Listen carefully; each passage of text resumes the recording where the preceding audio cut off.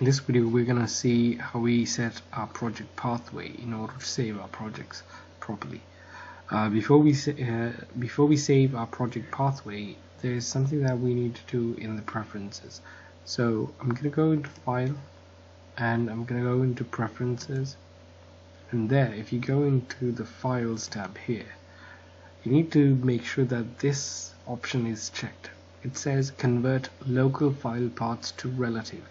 What that does is, when we bring in let's say we brought in a JPEG, into 3ds Max, it converts that local file path relative to where our 3ds Max file is. That way, if we move our 3ds Max file, even if we don't move the JPEG that we brought in, it's gonna be linked together by converting the local file paths, so that 3ds Max file is relative to the JPEG that we brought in. It's kind of complicated when I try to explain it, but the idea is that when you bring an element into 3ds Max, you want to make sure that the pathways remain connected, and that's what this option does. So make sure that it's checked and click on OK.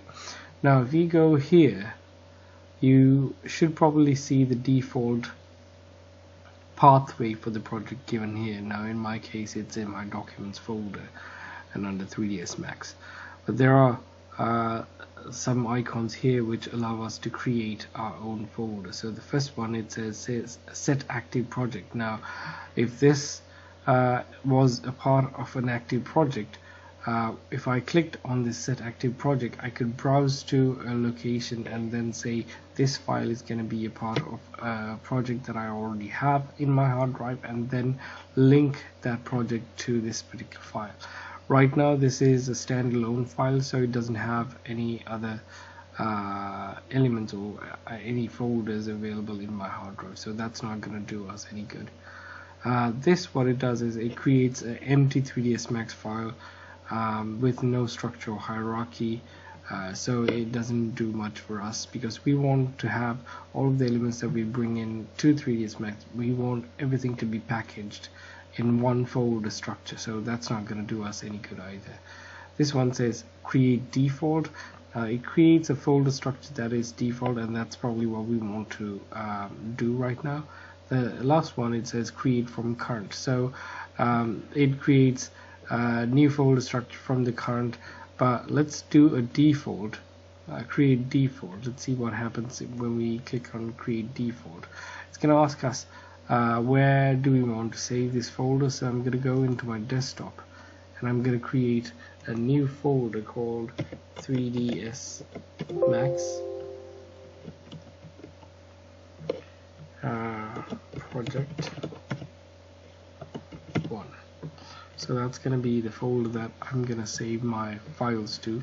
So I'm going to select that folder that I just created on my desktop and say select folder. And now it's my folder is set to that particular folder that I saved on my desktop. Let's go minimize this and let's see where that folder is. If I go into that folder, you see it has structure here, so I have all of my folders like imports, exports and such, downloads. All of these are empty because I don't have any content right now, but I have my 3ds Max file configuration, path configuration file, all that is saved here.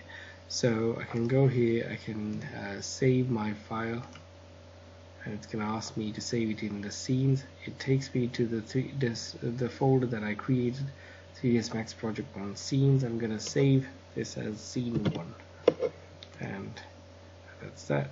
I have now, you see this also changed to the folder that I have created, and everything's set. Now I can start working on my project. I can go ahead and create a box. I can save it, and if I exit out of this, everything should be located here under my folder hierarchy that I just created. There is my scene file. So that's how you create a pathway. And when you submit your projects, once you're done, when you submit your projects, you need to submit this folder. And how you submit it is you right click and then you say you send to and compressed zipped folder. So once you zip your file, zip your folder hierarchy, that's how it's going to be. And this is what you need to submit for your for the daily exercises that you do, as well as your final submission. You need to create this file hierarchy, right click it, and then make sure that it's sent to compressed zip folder, and then submit this on Dropbox.